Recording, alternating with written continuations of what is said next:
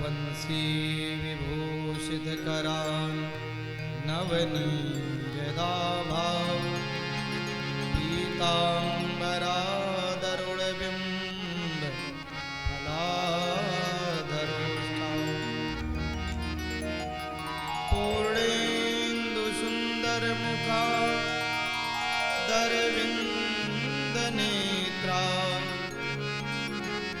कृष्णात् परं किमपि तत्त्वमहं न जाने।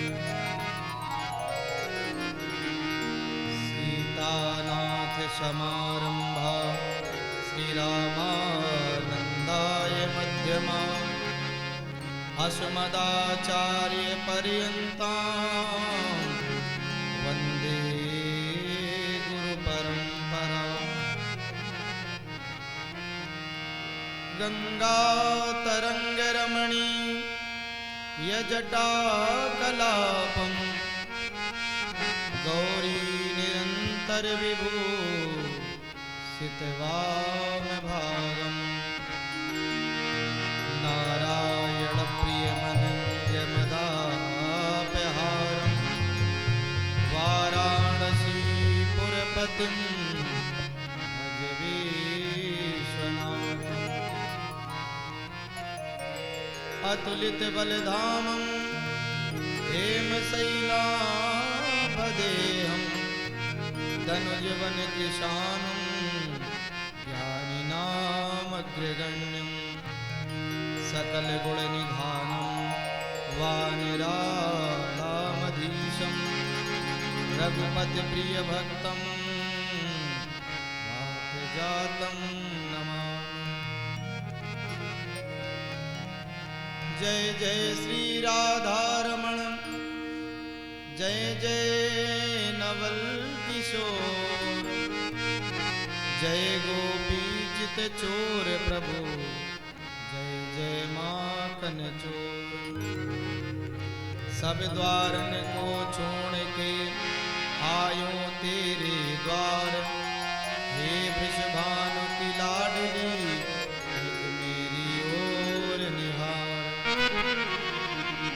भक्ति भक्ति भगवंत गुरु चतुर नाम बपु एक तिनके पग वंदन किए नासहि विघ्न अनेक। जिसने अपनी सौंप दी हाथ तिहारे लो कभी उलझ सकती नहीं पकड़े नंद किशोर। हे भारत के सारथी तुमको कोटि प्रणाम मेरे मन की भी गहो प्रभु अपने हाथ लगा। जहाँ जहाँ श्री हरि कथा तहाँ तहाँ पवन कुमार सिर पर अंजलि धर सुनत नयन बहत जलधार। जन्मत ही जग दुग निरख नराल लपेटे अंग भाग चले सुगवनों को लगे व्यास जी संग। तरु तन्मय उत्तर दियो जाहि जपो तुम श्याम ऐसे श्री सुखदेव को सौ सौ बार प्रणाम। बोली सुखदेव भगवान की व्यास भगवान की जय। भागवत महापुराण की जय। श्री हनुमान जी महाराज की जय। सीताराम जी महाराज की जय। वृंदावन बिहारी लाल की जय। अयोध्या धाम की जय। सरयू महारानी की जय। गंगा यमुना सरस्वती मैया की जय। प्रयागराज महाराज की जय। सब संतन की जय। सब भक्तन की जय।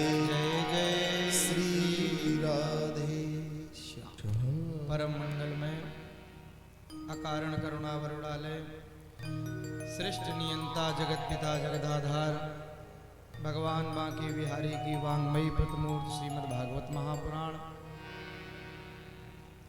भगवत कथा के परम रसिक श्रोता एवं वक्ता श्री हनुमान जी महाराज भगवान का साक्षात स्वरूप श्री यज्ञ नारायण भगवान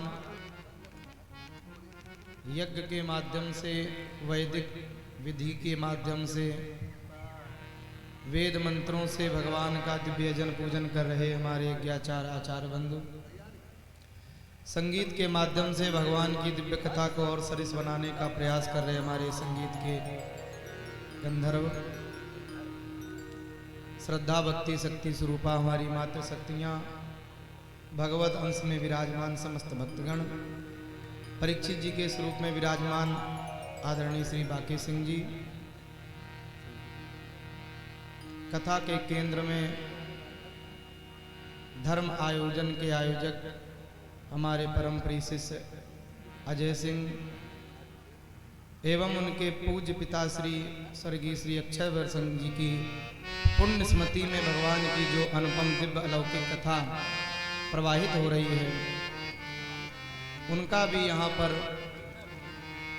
स्थान स्थापित है।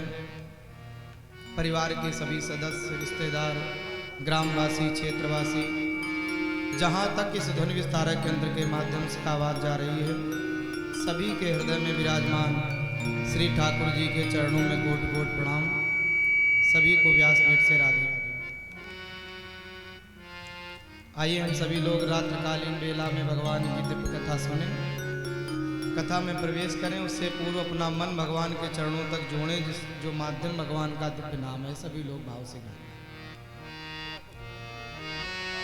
हे राधिका हे राधिका हे राधिका हे राधिका हे राधिका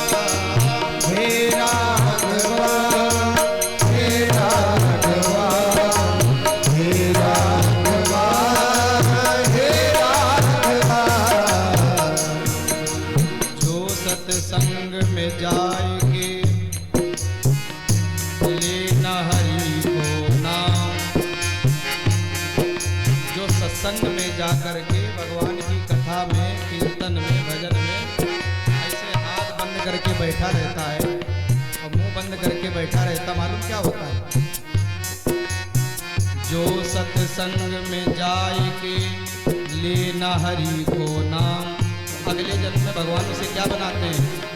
घोड़ा बन बोझाल दे मुंह में लगे लगाम। अगले जन्म में भगवान कहते हैं मनुष्य बनने लायक हो नहीं, घोड़ा घोड़ी बना देते हैं, मुंह में लगाम लगा देते हैं, बोल ही नहीं पाओ। इसलिए जब नाम हो तो उसे गाना चाहिए, ताली बजाना। हे माधवा हे माधवा हे माधवा हे माधवा हे माधवा हे माधवा हे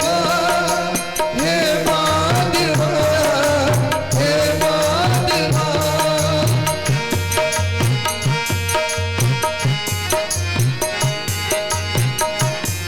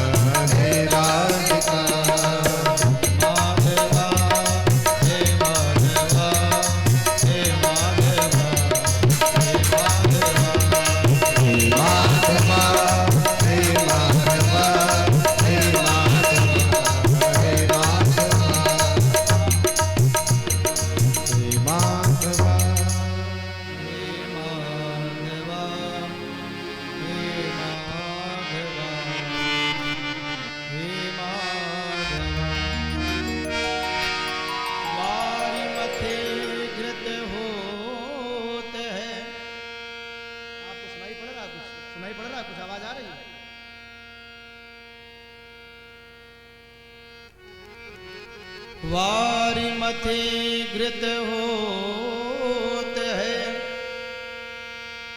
सिकता ते बरु तेल, बिनु हरि भजन न भवतरी, यही सिद्धांत अपि। गोस्वामी जी महाराज ने रामचरितमानस की रचना करी कुछ लोग गए महाराज जी के पास, निवेदन किया कि महाराज जी एक विशेष घटना, बड़ी विचित्र बात हुई है। क्या हुआ भैया? जैसे दही मथने से, दही के मंथन करने से जो मथानी चलाती हैं मैया लोग, तो दही मथने से क्या निकलता? मक्खन, घी। दही के मंथन से घी निकलता है, मक्खन निकलता है। हमने देखा है कि दही की जगह जल को मथने से, पानी को मथा गया और उससे घी निकल आया।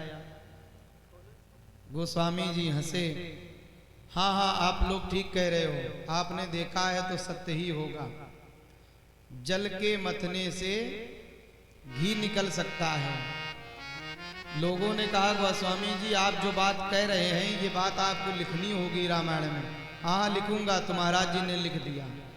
वारी मथे घृत होत है। वारी माने जल के मंथन से घी निकलता है। कई बार हम लोगों ने ऐसे प्रसंग सुने हैं, किसी महात्मा जी के यहाँ भंडारा हो रहा था और भंडारे में जो घी था वो कम पड़ गया। भंडारा चल रहा था तो महाराज जी ने कहा ऐसा करो, सरयू से जाके कुछ जितनी आवश्यकता उतना जल ले आओ और उसी जल को कढ़ाई में डाल के उसी से पूड़ियाँ बना लो, उसी से भंडारा बना लो। तो महाराज जी के तप के प्रभाव से उस जल से ही वो जल घी का काम किया और उससे ही भंडारा बना। और बाद में जब घी आया तो फिर जल में डलवा दिया गया। तो माने ये सत्य भी है। वारी मथे घृत होत है। जल को मथने से घी निकल सकता है। गोस्वामी जी ने कोई बात कही तो झूठी नहीं हो सी, सत्य है। फिर लोग पहुंचे, लोगों ने कहा कि महाराज जी एक विशेष बात हमने और देखी है। क्या देखा भैया? जैसे सरसों से राई को मशीन में डालने से, पीसने से उसमें तेल निकलता है, उसकी जगह मैंने बालू डाली। जो बालू आती है ना, मिट्टी बालू जिसे भी बोलते हैं आप लोग, बालू को पीसने से उसमें तेल निकल आया। गोस्वामी जी हंसने लगे। हाँ आप लोग कह रहे हो तो ठीक ही होगा। अगर मैं कह रहा हूँ आप मान रहे हैं तो इसे लिखना होगा। महाराज जी ने कहा लिख दिया और उन्होंने लिख भी दिया। सिकता ते बरुते। सिकता माने बालू, सिकता को बालू को पीसा गया तो तेल निकल आया। ये दोनों बातें हो सकती हैं। लिख दी महाराज जी ने। लेकिन महाराज जी ने कहा संसार वासियों भैया एक विशेष बात मैं आप लोगों से कहना चाहता हूं, ध्यान दे के कान खोल के सुन लो। क्या? वारी मथे घृत होते है, सिकता ते बरुतेल। ये दोनों चीजें हो सकती हैं। लेकिन तीसरी विशेष बात, बिनु हरि भजन न भवतरी, यह सिद्धांत अपील। जल के मथने से घी निकल सकता है, बालू को पीसने से तेल भी निकल सकता है, लेकिन बिना भगवान के भजन से, बिना भगवान के जीवन में भाव जोड़े, प्रेम जोड़े, इस जीव का कल्याण होने वाला नहीं है। इसलिए जैसा भी, जब भी हमें अवसर मिले, जब भी कोई ऐसा संयोग बने तो हम पूरे तन्मयता से, पूरे भाव से उस भाव भक्ति में जुड़े। भगवान का भजन हो। आप लोग हाथ बंद किए बैठे रहो। एक विशेष बात बता दें, इसके बाद आप लोग हमेशा बोलोगे। जब भी भगवान का नाम भजन होगा ना तो बिना बुलाए बोलोगे। अंतिम यात्रा जा रही थी, 4 कंधों पर एक व्यक्ति लेटा हुआ, वो शव यात्रा जा रही थी। लोग सब बोल रहे थे क्या? राम नाम सत्य है, राम नाम सत्य है, सब बोल रहे थे। एक छोटे बच्चे ने अपने पिता से पूछा, पिताजी ये जितने लोग साथ में चल रहे हैं तो सब बोल रहे हैं राम नाम सत्य है, राम नाम सत्य है, और जो ये ऊपर लेटा हुआ ये क्यों नहीं बोल रहा है? पिताजी ने कहा, बेटा जितने लोग बोल रहे हैं ना ये सब जिंदा हैं, और जो ये ऊपर लेटा है ये मर चुका है, इसलिए नहीं बोल पा रहा है। इसलिए जब भी भगवान का नाम हो, भाव हो, भजन हो, कीर्तन हो, तो हम लोग मुक्त कंठ हैं, भगवान के भजन में सम्मिलित हों। कलयुग केवल नाम आधारा, कलयुग केवल नाम आधारा। सुमिर सुमिर नर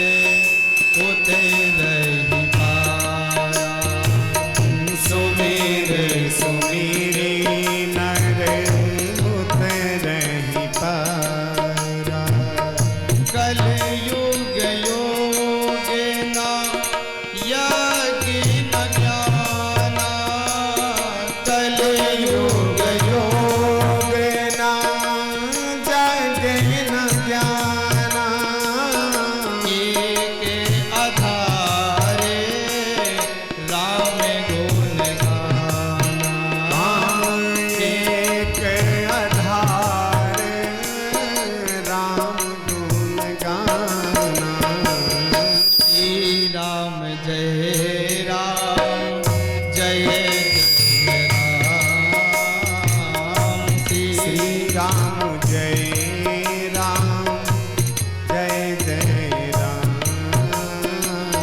जय जय विघ्न हरण हनुमान श्री राम जय राम जय जय राम जय जय विघ्न हरण हनुमान।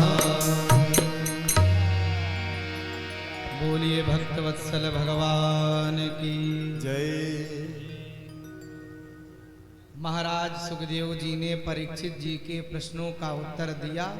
सृष्टि का विस्तार मनु और शत्रुपा से जितनी संतानें हुई उनसे इस संसार का सृष्टि का बड़ा विस्तार हुआ। मनोजाता मानवा, हम सब मनु की संतानें हैं, इसलिए हम सब मानव कहे गए। स्वयंभू मनु अरु शत्रुपा, जिनसे भई नर सृष्टि, सारी सृष्टि का विस्तार बढ़ता चला।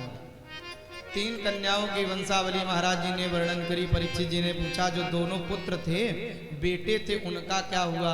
सुखदेव जी ने बताया। जो महाराज जी का उत्तानपाद नाम का जो पुत्र था, बड़ा होकर के राजा बना, सम्राट बना। उत्तानपाद की 2 रानियां थी, एक सुनीति और एक सुरुचि। सुरुचि से महाराज जी कुछ विशेष प्रेम करते थे, सुनीति से कुछ लगाव कम था, महलों के बाहर झोपड़ी में रहती थी। सुनीत का जो पुत्र था वो ध्रुव था, सुरुचि का जो बेटा था वो उत्तम था। उत्तानपाद माने क्या है? उत्तानपाद माने हम सब जीव ही उत्तानपाद हैं। उत्तान माने ऊपर, पाद माने पैर। जब जीव माँ के गर्भ में होता है तो उसके पैर ऊपर होते हैं, मुख नीचे, सर नीचे होता है, उल्टा लटका हुआ होता, ऐसे बंधा रहता है। तो वो हम सब सारे जीव ही गर्भ में रह करके उत्तानपाद के भाव में हैं। और हर जीव की, हर प्राणी की 2 पत्नियां हैं। कौन? एक सुनीति और एक सुरुचि। एक व्यक्ति जो नीति से, जो नियम से, जो सिद्धांत से, जो शास्त्र के बताए हुए वचनों पर, जो धर्म के आधार पर चलता है, वो सुनीति, उसकी पत्नी। और एक अपनी रुचि के अनुसार जो सुरुचि पत्नी है ना, माने कभी कभी हम अपनी रुचि के अनुसार काम करते हैं।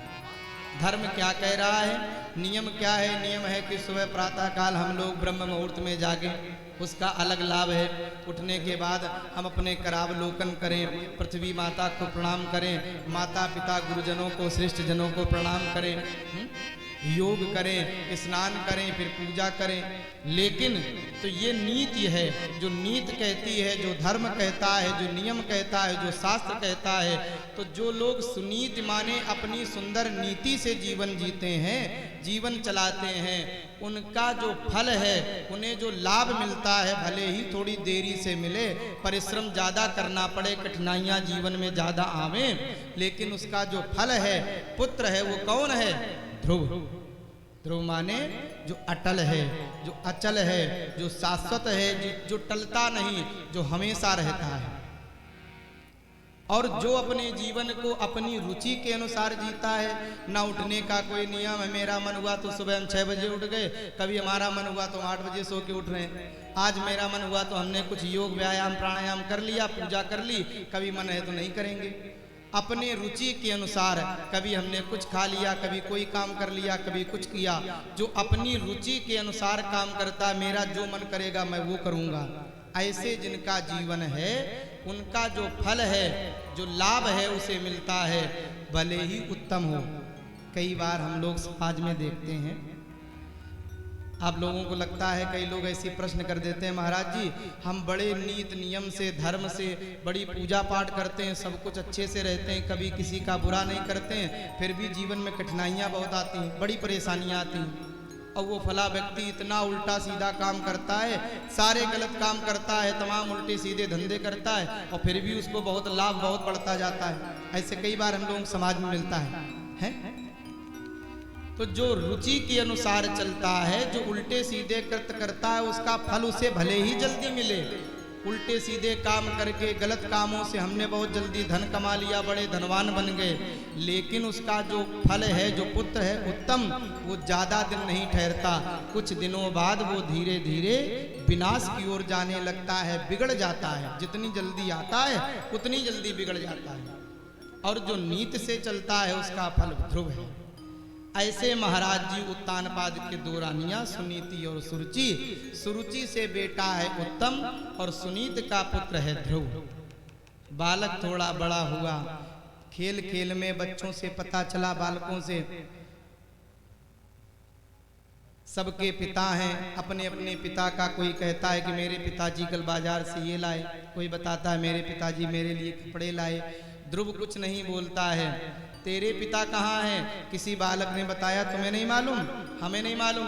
अरे भाई, यहाँ के जो राजा हैं उत्तानपाद, वही तो इनके पिता हैं ध्रुव जी के। ध्रुव जी को जैसे ये बात पता चली, 5 वर्ष की छोटी सी अवस्था है, दौड़े दौड़े राजमहलों की ओर गए। मेरे भी पिता हैं।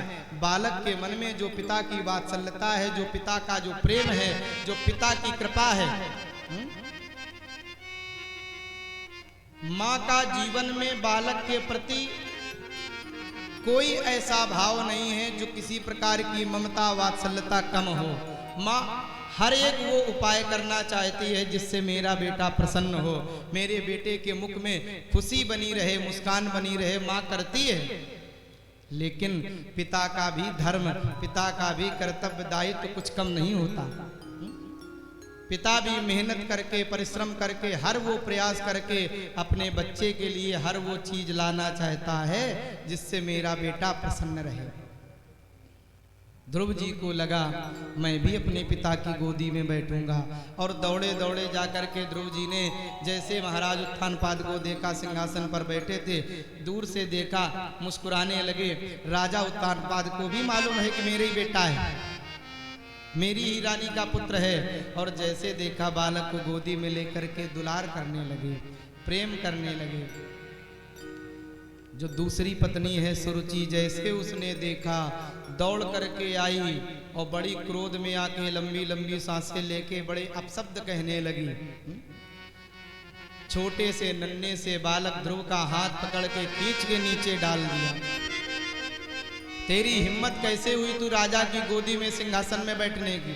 है तुझे मालूम है तू किसका बेटा है? अगर तुझे इस सिंहासन पर अपने पिता की गोदी में बैठना है ना, तो पहले भगवान की तपस्या कर। भगवान प्रसन्न हो तो उनसे वरदान में मांगना कि हमें मृत्यु आ जाए, और जब तू मर जाए अगला जन्म भगवान से मांगना कि मेरे गर्भ से पैदा हो। और जब तू मेरी कोख से, मेरे गर्भ से जन्म लेगा, तभी इस गद्दी का अधिकारी होगा। छोटा सा बालक ध्रुव राजगद्दी क्या होती है, सिंहासन क्या होती, कुछ नहीं जानता है। लेकिन विमाता के वो जो दूसरी मैया के जो वाक्य बाण हैं, ऐसे हृदय में लगे जैसे किसी छोटे नन्हे से सर्प के पूंछ पर कोई व्यक्ति पैर रख के उसे रगड़ दे, मसल दे, छटपटा जाए, बिलख जाए। ऐसे उस बालक के हृदय में वो बातें लगी, रोने लगा, आंसू की धारा बहने लगी। और उससे भी ज्यादा दुख तो इस बात का हुआ, मैया तो जो बोल रही तो बोल ही रही, मेरे पिताजी तो कुछ कह ही नहीं रही। रोता हुआ बालक अपनी मैया सुनीत के पास आया, कमर में लिपट गया, रोने लगा। क्या हुआ लाला, ऐसे क्यों रो रहा है? बताने लगा, मातु सपत्न्या सदुरूक्त विद्या स्वसन्रुसादण्ड हतो यथा हित्वा मिसन्तं पितरं सन्निवाचं जगाम मातु प्ररुदन सका। माँ, आज मुझे जब पता चला कि मेरे पिता यहाँ के राजा आए हैं, उत्तानपाद जी, मैं उनके पास गया। प्यार चाहता था, केवल पिता का थोड़ा सा प्रेम ही तो मैं चाहता था। मेरी जो दूसरी मैया है ना विमाता, उसने मेरी बड़ी अवहेलना करी, मेरा अपमान किया, मुझे ऐसे ऐसे कहा। सुनीत की आंखों से आंसू जर्जर करके बहने लगे। बेटा तेरा दोष नहीं है, मैं ही इतनी अभागन हूँ कि मेरे कोख से तूने जन्म लिया है। कदाचित मैं भी सूरज की जगह होती, उसके गर्भ से तूने जन्म लिया होता तो तू भी अपने पिता के वात्सल्य प्रेम का अधिकारी हो। लेकिन तेरी मैया ने जो बातें कही है ना, वो सत्य है। भगवान की कृपा के बिना, ईश्वर के अनुग्रह के बिना संसार में कुछ भी नहीं मिलता। तो इस पिता की बात करता है जो संसार का पिता है, जगत पिता है। उसकी शरण में एक बार जाने से जीवन का परम कल्याण हो जाता है। सारी बातें ध्रुव ने ध्यान से सुनी। रात में सोती हुई अपनी मैया सुनीत को छोड़ करके 5 वर्ष का बालक क्षत्रिय कुमार मन में दृढ़ संकल्प प्रतिज्ञा लेकर के अब मैं भगवान से मिलकर ही रहूंगा और भगवान प्रसन्न होंगे, तपस्या करूंगा और जब वो आएंगे तब मैं ये राज सिंहासन, ये गद्दी पिता की गोदी तब मांगूंगा। रात में निकल गया, घनघोर जंगल में चला जा रहा है। कहीं सिंह की गर्जना, कहीं सकाल की आवाज, कहीं तमाम पशु आवाज कर रहे हैं, कोई भय नहीं है। नारद जी महाराज ने देखा, आहा हा, छोटा सा नन्हा सा बालक है, इतना मन में क्रोध, इतना संकल्प दृढ़ है। पिता की जरा सी बातें सुन करके ऐसे भागा, मैया की बातें सुन के। नारद जी महाराज आ गए, मैं देखूं। नारद जी को लोगों ने ऐसे प्रस्तुत कर दिया जैसे नारद जी हमेशा झगड़ा कराते रहे। कहीं देखते हैं हम लोग गांव में, क्षेत्र में कुछ लोग ऐसे होते हैं कि उनके जाने से कोई बात बिगड़ जाए तो लोग उनका नाम नारद रख देते हैं। भाई बड़ा नारद का काम करते हैं। किसी ने कहा कि 2 लोगों में बहुत देर से बातचीत हो रही थी और बड़ा काफ़ी गर्मा गर्मी की बात चल रही थी और हम गए, दोनों को ठीक से समझाया, तब जाकर के कहीं लड़ाई शुरू हुई, तब जाकर के उनमें मारपीट शुरू हुई। पहले लड़ रहे थे, जब ठीक से समझाया तो मारपीट शुरू हो गई। ऐसे लोगों का लोग नाम नारद रख देते हैं, लेकिन नारद जी का ये भाव नहीं है। भागवत में नारद जी को भगवान से जो मिलाने के माध्यम है वो श्री नारद जी हैं। नारदो देव दर्शनाथ, बस ऐसे रहने दो, ठीक है। नारद जी जिस भक्त को मिले भगवान उसे अवश्य मिले। आप कोई भी ऐसी कथा नहीं बता सकते जिसमें किसी व्यक्ति को, भक्त को नारद जी मिले हों और उसे भगवान ना मिले। ऐसे नारद जी के भाव हैं, जो काम बनाने वाले, जो युक्ति बना करके काम बनाने वाले हैं, ऐसे नारद जी। एक व्यक्ति ने तपस्या करी, भोले बाबा प्रकट हुए, बेटा वरदान मांगो। उसके जीवन में 3 बड़ी समस्याएं थीं। जो घर में बूढ़ी मैया थी, उनकी आंख नहीं थी, अंधी थी, बेचारे कुछ दिखता नहीं था। घर में बड़ी निर्धनता थी, गरीबी थी, धन का बड़ा अभाव था। और तीसरी समस्या थी, विवाह को बहुत समय हो गया था, कोई संतान, बेटा बेटी नहीं थे। अब वो चक्कर में पड़ा कि भोले बाबा कह रहे वरदान मांगो। मैं मांगू क्या? मैया की आंखें मांगूं कि धन दौलत मांग लूं, बहुत ज़्यादा सोना चांदी धन वैभव मांग लूं, धन हो जाएगा, लेकिन संतान नहीं, बेटा बेटी नहीं, तो करूंगा क्या उसका? महाराज जी, भोले बाबा, हाँ बेटा, अगर आप थोड़ा समय दें, हम घर जाके पूछा में, तो हाँ ठीक, जल्दी जाओ और पूछ के जल्दी आके बताओ, एक ही वरदान दूंगा, ज़्यादा नहीं, एक ही जो मांगना हो। ठीक है महाराज जी। और वो व्यक्ति घर में भाग करके गया, मैया से पूछा, भोले बाबा प्रसन्न हुए, प्रकट हुए हैं, क्या वरदान मैं मांगू? मैया ने कहा, बेटा और क्या मांगेगा, पूरा जीवन मेरा निकल गया, इन बिना आंखों के संसार को नहीं देखा, भगवान से आंखें मांग ली। पत्नी मिली,